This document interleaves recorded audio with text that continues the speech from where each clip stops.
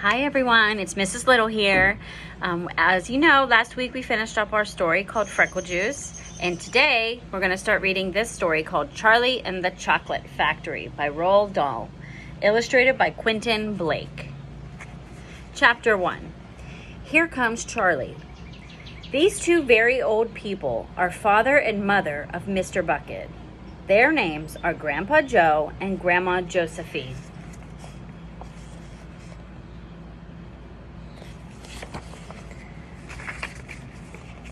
And these two very old people are the father and mother of Mrs. Bucket.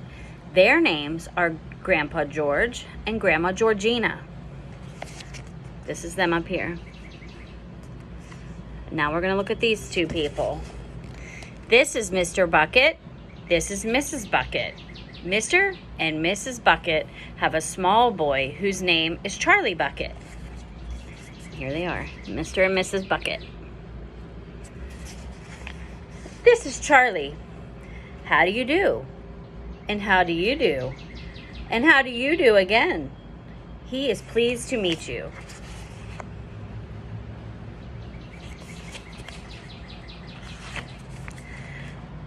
The whole of this family, the 6 grown-ups, count them, and little Charlie Bucket lived together in a small wooden house on the edge of a great town.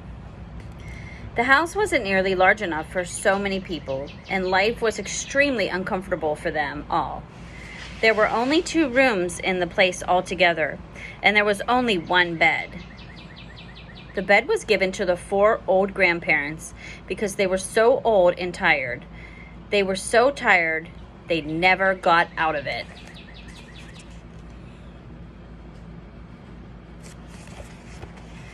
Grandpa Joe and Grandma Josephine on this side, Grandpa George and Grandma Georgina on this side. Mr. and Mrs. Bucket and little Charlie Bucket slept in the other room upon mattresses on the floor. In the summertime, this wasn't too bad, but in the winter, freezing cold drafts blew across the floor all night long, and it was awful. There wasn't any question of them being able to buy a better house, or even 1 more bed to sleep in. They were far too poor for that. Mr. Bucket was the only person in the family with a job. He worked in a toothpaste factory where he sat all day long at a bench and screwed the little caps onto the tops of the tubes of toothpaste after the tubes had been filled. But a toothpaste cap screwer is never paid very much money, and poor Mr. Bucket, however hard he worked and however fast he screwed on the caps, was never able to make enough to buy 1/2 of the things that so large a family needed. There wasn't even enough money to buy proper food for them all. The only meals they could afford were bread and margarine for breakfast, boiled potatoes and cabbage for lunch, and cabbage soup for supper. Sundays were a bit better. They all looked forward to Sundays because then, although they had exactly the same, everyone was allowed a second helping. The Buckets, of course, didn't starve, but every one of them, the 2 old grandfathers, the 2 old grandmothers, Charlie's father, Charlie's mother, and especially little Charlie himself, went about from morning till night with a horrible empty feeling in their tummies. Charlie felt it worst of all, and although his father and mother often went without their own share of lunch or supper so they could give it to him, it still wasn't nearly enough for a growing boy. He desperately wanted something more filling and satisfying than cabbage and cabbage soup. The one thing he longed for more than anything else was chocolate. Walking to school in the mornings, Charlie could see great slabs of chocolate piled up high on the shop windows, and he would stop and stare and press his nose against the glass, his mouth watering like mad. Many times a day, he would see other children taking creamy candy bars out of their pockets and munching them greedily, and that, of course, was pure torture. Only once a year on his birthday did Charlie Bucket ever get to taste a bit of chocolate. The whole family saved up their money for that special occasion, and when the great day arrived, Charlie was always presented with 1 small chocolate bar to eat all by himself. And each time he received it, on those marvelous birthday mornings, he would place it carefully in a small wooden box that he owned and treasure it as though it were a bar of solid gold. And for the next few days, he would allow himself only to look at it, but never to touch it. Then at last, when he could stand it no longer, he would peel back a tiny bit of the paper, wrapping at one corner to expose a tiny bit of chocolate, and then he would take a tiny nibble, just enough to allow the lovely sweet taste to spread out slowly over his tongue. The next day, he would take another tiny nibble, and so on and so on. And in this way, Charlie would make his 10-cent bar of birthday chocolate last him for more than a month. But I haven't even told you about the one awful thing that tortured little Charlie, the lover of chocolate, more than anything else. This thing for him was far, far worse than seeing slabs of chocolate in the shop windows or watching other children munching creamy candy bars right in front of him. It was the most terrible, torturing thing you could imagine, and it was this. In the town itself, actually within sight of the house in which Charlie lived, there was an enormous chocolate factory. Just imagine that. And it wasn't simply an ordinary enormous chocolate factory either. It was the largest and most famous in the whole world. It was Wonka's factory, owned by a man called Mr. Willy Wonka, the greatest inventor and maker of chocolates that there has ever been. And what a tremendous, marvelous place it was. It had huge iron gates leading into it, and a high wall surrounding it, and smoke belching from its chimneys, and strange whizzing sounds coming from deep inside it. And outside the walls, for half a mile around it every direction, the air was scented with the heavy, rich smell of melting chocolate. Twice a day on his way to and from school, little Charlie Bucket had to walk right past the gates of the factory. And every time he went by, he would begin to walk very, very slowly, and he would hold his nose high in the air and take long, deep sniffs of the gorgeous chocolate smell all around him. And how he loved that smell. And oh, how he wished he could go inside the factory and see what it was like. Chapter 2, Mr. Willy Wonka's Factory. In the evenings, after he had finished his supper of watery cabbage soup, Charlie always went into the room of his 4 grandparents to listen to their stories and then afterwards to say goodnight. Every one of these old people was over 90. They were as shriveled as prunes and as bony as skeletons. And throughout the day, until Charlie made his appearance, they lay huddled in one bed, 2 at either end, with nightcaps on to keep their heads warm, dozing the time away with nothing to do. But as soon as they heard the door opening and heard Charlie's voice saying, "Good evening, Grandpa Joe and Grandma Josephine and Grandpa George and Grandma Georgina," then all 4 of them would suddenly sit up, and their old wrinkled faces would light up with smiles of pleasure, and the talking would begin. For they loved this little boy. He was the only bright thing in their lives, and his evening visits were something that they looked forward to all day long. Often Charlie's mother and father would come in as well and stand by the door, listening to the stories that the old people told, and thus, for perhaps half an hour every night, this room would become a happy place, and the whole family would forget that it was hungry and poor.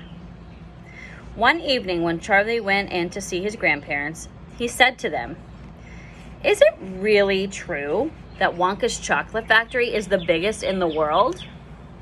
"True," cried all 4 of them at once. "Of course it's true." "Good heavens, didn't you know that? It's about 50 times as big as any other." "And it was Mr. Willy Wonka, and is Mr. Willy Wonka really the cleverest chocolate maker in the world?" "My dear boy," said Grandpa Joe, raising himself up a little higher on his pillow, "Mr. Willy Wonka is the most amazing, the most fantastic, the most extraordinary chocolate maker the world has ever seen." "I thought everyone knew that." "I knew he was famous, Grandpa Joe, and I knew he was clever." "Clever!" cried the old man. "He's more than that. He's a magician with chocolate. He can make anything he wants. Isn't that a fact, my dears?" The other three old people nodded their heads slowly up and down and said, absolutely true. Just as true as can be. And Grandpa Joe said, you mean to say I've never told you about Mr. Willy Wonka and his factory? Never, answered little Charlie. Good heavens above. I don't know what's the matter with me. Will you tell me now, Grandpa Joe, please? I certainly will. Sit down beside me on the bed, my dear, and listen carefully. Grandpa Joe was the oldest of the four grandparents. He was 96 and a half, and that is just about as old as anyone can be. Like all extremely old people, he was delicate and weak, and throughout the day he spoke very little. But in the evenings when Charlie, his beloved grandson, was in the room, he seemed in some marvelous way to grow quite young again. All his tiredness fell away from him, and he became as eager and excited as a young boy. Oh, what a man he was, this Mr. Willy Wonka, cried Grandpa Joe.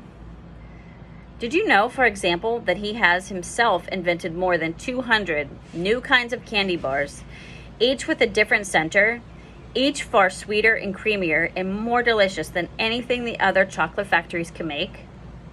Perfectly true, cried Grandma Josephine. And he sends them to all the four corners of the earth. Isn't that so true, Grandpa Joe? It is, my dear, it is. And to all the kings and presidents of the world as well. But it isn't only candy bars that he makes. Oh, dear me, no. He has some really fantastic inventions up his sleeve, Mr. Willy Wonka has. Did you know that he's invented a way of making chocolate ice cream so that it stays cold for hours and hours without being in the icebox? You can even leave it lying in the sun all morning on a hot day, and it won't go running. But that's impossible, said little Charlie, staring at his grandfather. Of course it's impossible, cried Grandpa Joe. It's completely absurd. But Mr. Willy Wonka has done it. Quite right, the others agreed, nodding their heads. Mr. Wonka has done it.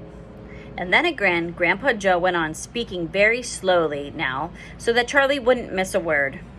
Mr. Willy Wonka can make marshmallows that taste of violets and rich caramels that change color every 10 seconds as you suck them, and little feathery sweets that melt away deliciously the moment you put them in between your lips. He can make chewing gum that never loses its taste, and candy balloons that you can blow up to enormous sizes before you pop them with a pin and gobble them up. And by a most secret method, he can make lovely bluebird eggs with black spots on them. And when you put one of these in your mouth, it gradually gets smaller and smaller until suddenly there is nothing left except a tiny little pink sugary baby bird sitting on the tip of your tongue. Grandpa Joe paused and ran the point of his tongue slowly over his lips. It makes my mouth water just thinking about it, he said. Mine too, said little Charlie. But please go on. While they were talking, Mr. and Mrs. Bucket, Charlie's mother and father, had come quickly into the room, and now both were standing just inside the door listening. Tell Charlie about the crazy Indian prince, said Grandma Josephine. He'd like to hear that. You mean Prince Pondicherry? Said Grandpa Joe, and he began chuckling with laughter. Completely dotty, said Grandpa George. But very rich, said Grandma Georgina. What did he do? Asked Charlie eagerly. Listen, said Grandpa Joe, and I'll tell you. And that's the end of chapters 1 and 2. Tomorrow we'll read chapters 3 and 4. Have a good day. Bye.